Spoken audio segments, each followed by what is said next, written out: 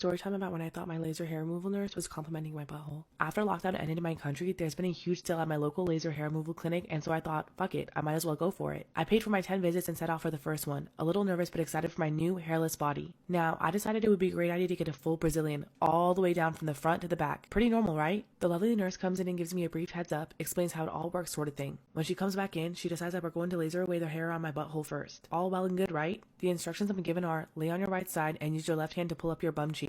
So here I am, lying on my side, him pulling up my bum while this lady sticks a laser on my asshole. Now, on my left hand, I wear this gorgeous silver ring with a bright blue gem. It was handmade by my bestie's boyfriend, so it's pretty unique. So this lady saw my gorgeous ring and decided to break the awkward silence and said, "That's a cute ring you have there." And of course, I happened to forget that I was wearing the damn ring. It just made sense in my head that the nurse was complimenting the ring on my asshole. Yeah, I know. So, still on my side, I tell her, "Thank you, it'll be a lot nicer when it's hairless, lol." Cue the awkward laugh and then silence, until I realized that she was not, in fact, talking about my ass. We finished the rest of the appointment without speaking and I dash out of there as soon as possible. I'm still recovering. I, 35, adopted my niece, 9, from my sister, 26. My parents have health issues and could not take her in, so I took the responsibility. I love my niece and I'll never blame her for my sister's mistakes, but unfortunately, it uprooted my life. It caused a significant sidetrack in my career. I've even had to turn down better job offers because they wouldn't allow me to stay close enough to home. My parents love my niece but could not take on the responsibility of caring for her, so I don't want to separate them. I had never planned to have children. I even had a boyfriend before I took in my niece, but he also didn't want to have children, and we made the decision to part when I took her in. We have never hid from my niece who her biological mother is, and even though the first few years of her life were hard, 3 years ago my sister started being in our lives again. She told me that she wishes for me to keep raising my niece because I have a better job and can afford it. My sister only has her GED and can hardly afford to keep herself afloat. She usually lives with her temporary boyfriend so she doesn't have to worry about paying for her own place. My sister acts like an aunt to her daughter, not like a mother, and my niece still loves her mother greatly. This past holiday we were at my parents to open presents and my sister gave my niece a present to open. It was a shirt that said, "I'm going to be a big sister," on it. We weren't sure what this meant, but my sister informed us that she was pregnant and that she wouldn't be able to keep it, and she was once again expecting me to take in the baby. My niece was so excited at the news and my parents were happy to hear that they were getting another grandchild, but I was just floored. I burst into tears immediately and I just walked out. My sister came in to talk to me and I told her that I wouldn't be able to take in the baby. I don't want a new baby. I love my niece, but raising her is enough responsibility already. My sister told me that I would be wrong not to take in my niece's brother. She didn't mean to get pregnant. Apparently she was on birth control and she doesn't know who the father is. My parents couldn't take on a baby either, so it's up to me. My sister told me that I should feel blessed, but I don't. When I told my parents and niece, they were all very upset, my niece especially. I don't know what to do, but I can't take in another baby. I know it's my niece's sibling and my sister's child, but it would completely ruin my life. Am I the asshole for refusing to take in my sister's baby after I took in her daughter?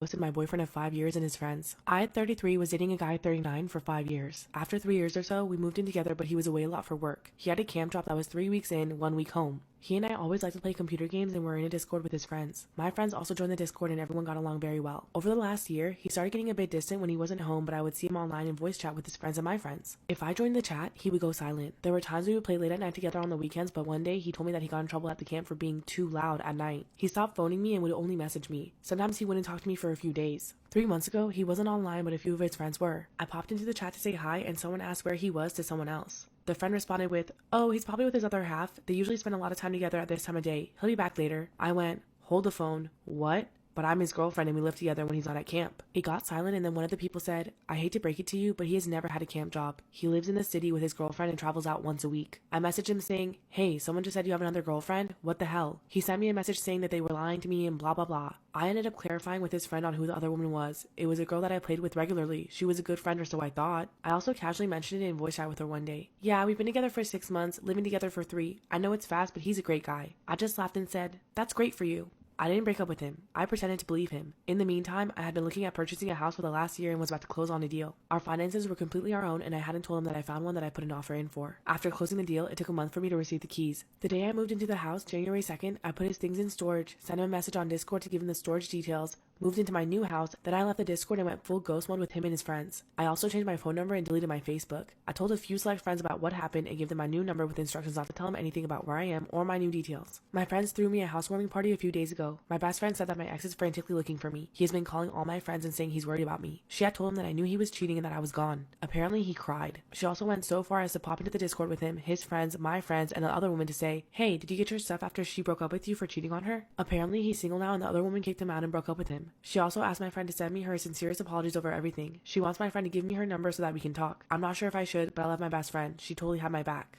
Interview with the CEO in person despite COVID. I was super nervous as per usual, maybe even more than usual because I really wanted this job. I tried to calm myself down, but by the time the interviewer showed up, I could literally feel my heartbeat in my throat. He was 50-ish and walked down the stairs towards me in his nice suit but stopped halfway down. I figured the interview would take place upstairs, so I got up to meet him. And as I was walking up the stairs towards him, he put his arm up and his elbow out, and my brain just sort of went, error. I suppose it could have only meant two things. It could have meant A, please take my arm, milady, so I can escort you to the room as if we're strolling down the promenade together, or B, please give me an elbow bump since we can't shake hands, which is really not an uncommon gesture at all in the Netherlands. So what do? Yes, I went with option A, and I eagerly locked arms with a strange man that I had never met in my life before, as if saying, yes, good sir, let's go for that stroll. And then we just stood there, arm in arm, halfway up the stairs, sheepishly staring at each other. I wanted the earth to swallow me whole. I just didn't know what to do next, and I don't think he'd fully understood what happened, so neither of us moved. When he finally gathered his senses, he said, I meant to give you an elbow bump, after which I quickly put as much distance between us as I could and mumbled, right, yes, that makes much more sense. Because it did, let's face it. And then we had the interview. I was so embarrassed for locking arms with him as if we were best friends forever. However, I still got the job.